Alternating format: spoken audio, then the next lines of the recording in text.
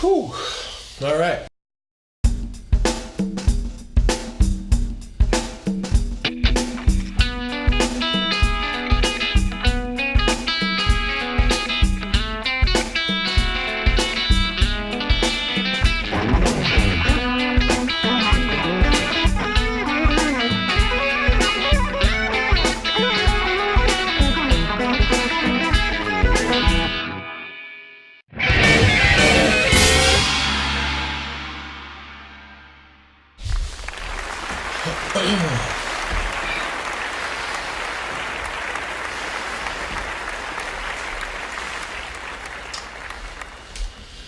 Hi everybody, hi everyone.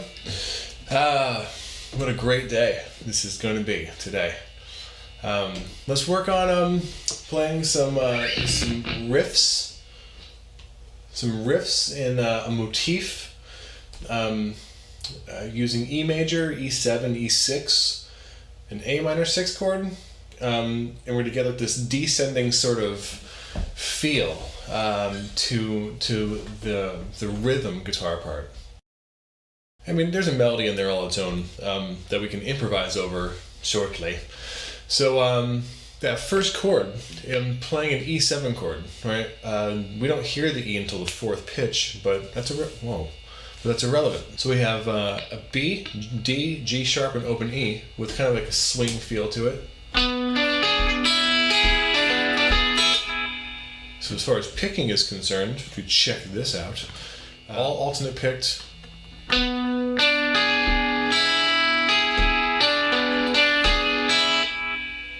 You can change the dynamic, change the phrasing, change your attack, change all these things. So it's not just, sorry.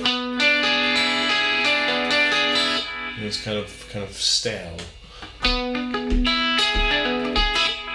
Mute the notes, let some of them ring, let some of them die. It's all part of the cycle of our music. So the second chord I'm playing is, now I'm taking the first finger back to a C sharp on the G string. So here's our E6 chord. And then the picking's the same with the right hand. In that sort of way. I guess let's do this now. Take an take an A minor 6 chord, A, C, E, and an F sharp.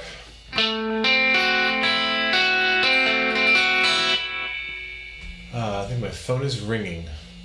Get that later. And then the final chord, another E7 chord, right?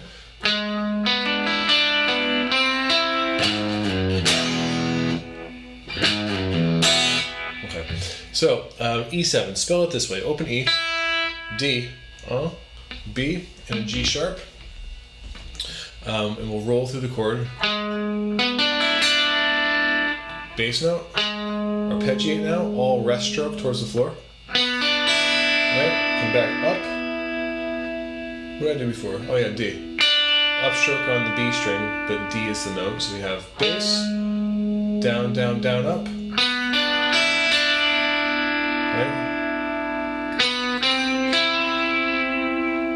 and that last little part of the riff I just played was B, C, E. As that rings, bring G sharp and the bass into it. Slide to F sharp, pull off to E, and miss the strings completely when you're trying to punctuate the riff. It's really effective to miss. Like that.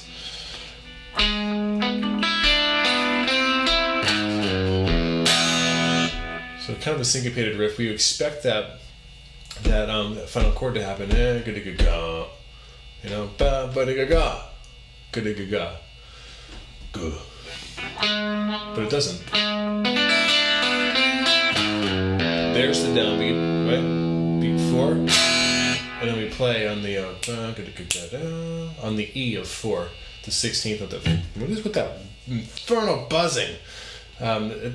We play on the final, the first 16th note after beat 4, the E of 4.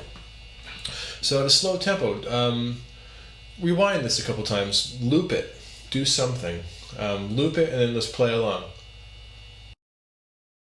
So now you're done looping. and we should play it together, alright? So, slow tempo, let me count us in. 1, 2, 3, 4.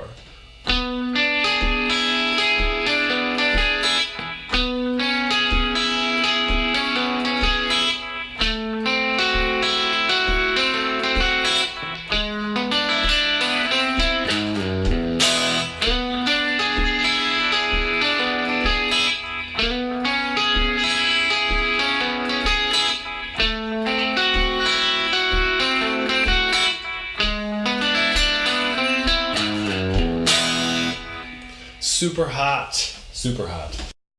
If you'd like, let's take it a little bit slower than that. One pass through. I'm not going to do the repeat. Let's not do the repeat. If you want to, loop this part too. Count us in. 1, 2, 3, 4.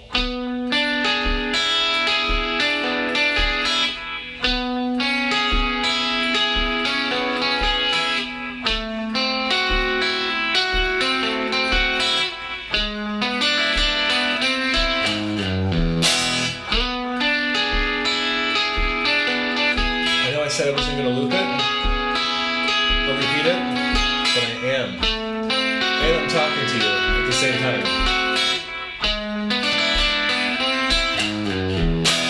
And my brain exploded a little bit on this side when I was trying to do those two tasks at the same time. Alright, at tempo, what do you say? Here we go. 2. I think this is the tempo that we originally did it at. Here comes the basset hound, everyone. 2, 3, 4.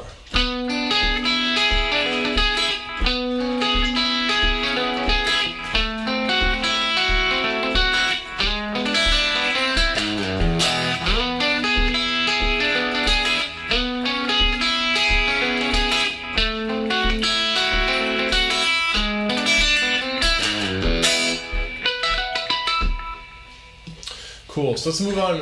Let's move on to maybe improvising over the top of this craziness.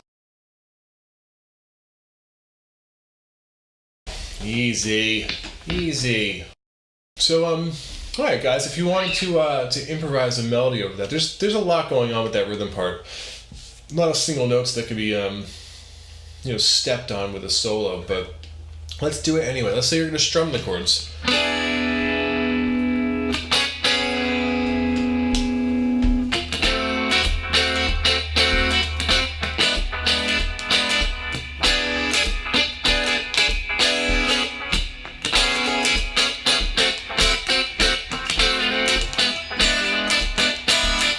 Something to that effect. It doesn't have to be that busy, of course. It doesn't have to be busy. It shouldn't be busy. Keep it simple, right? Everyone says, keep it simple, stupid. Anyway, so let's go through a couple different incarnations of this E Mixolydian scale that we can use for improvising over the top of this. The easiest one, I think, is in first position, where you play this. E, F sharp, G sharp, A to B, and then C sharp, right? Second fret of the B string, C sharp, D to E. Or you can play C sharp, D to open E, right? If you prefer to not have that really kind of sibilant twang to the open string, find a string that has that note fretted somewhere else, you know? Anywho, yeah, check out. Speaking of which, go to that lesson on unison that talks about how to find the same pitch on several strings. I have got to get in the habit of turning this volume knob down. Whew! All kinds of noise. So let's do that again. E, F sharp, G sharp, A, B, C sharp, D, E. Right, and then backwards, same deal.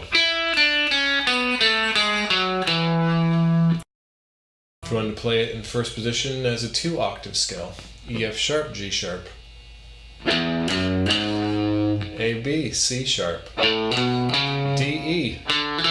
So there's the end of the first octave and the beginning of the scale we just played, the beginning of perhaps the second octave. Right,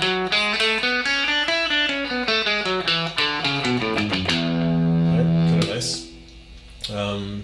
Maybe play a pattern or two. Alright, how about ascending thirds? Treat each note of the scale like it's the beginning of a 3-note pattern. E F sharp G sharp, F sharp G sharp A, G sharp A B, C sharp, B C sharp D, and then C sharp D E. Right?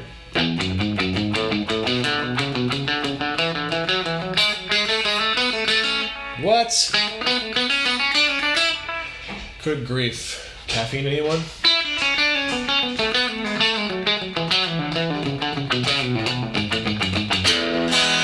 And the same deal, coming back down again. Kind of nice. Kind of reasonable. In fourth position, we can do it here. Right? Fourth fret, the first finger may as well just bar there, just for the sake of keeping everything in position, rather than going. You can do.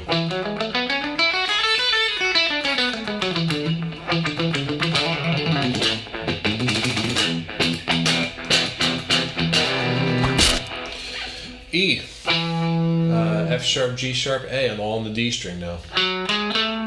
Right? B, C sharp, D. And one octave would finish here. Ow! On the B string, 5th fret. If you want to continue into the next string, all the same notes, right? And then just stop on this high B. Rather than shifting positions and going further, we can just keep everything in 4th position.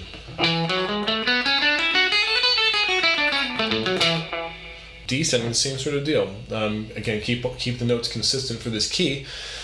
Here we have E, F sharp, G sharp, A, B, C sharp, D, E. There's the E, D, C sharp, and then B, A, G sharp on the next string. Supplement for this lesson will be handy. There's a lot of scales that we'll cover.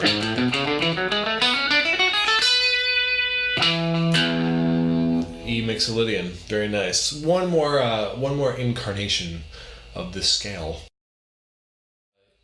7th position, there'll be a shift in this one, but we'll play basically a series of whole steps on the A string, D and G.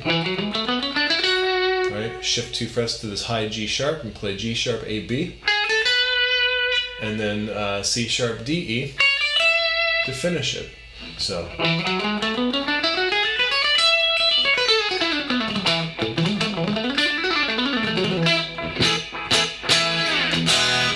Very nice sounding scale.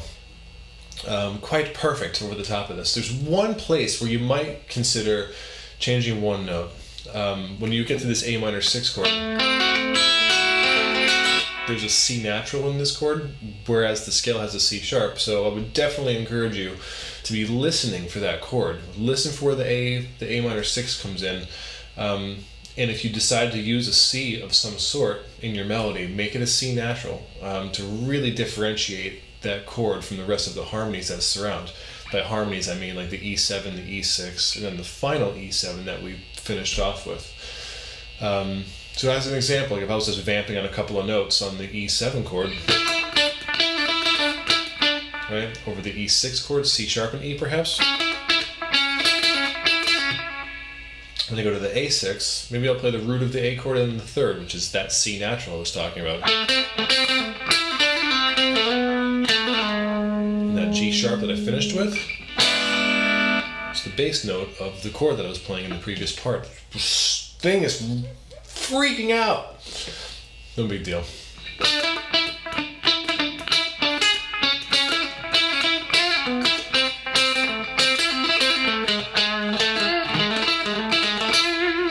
All kinds of clever, nice things you can do that your friends would be proud of. All right, guys, be well, do well to each other, and play great music. Easy, easy.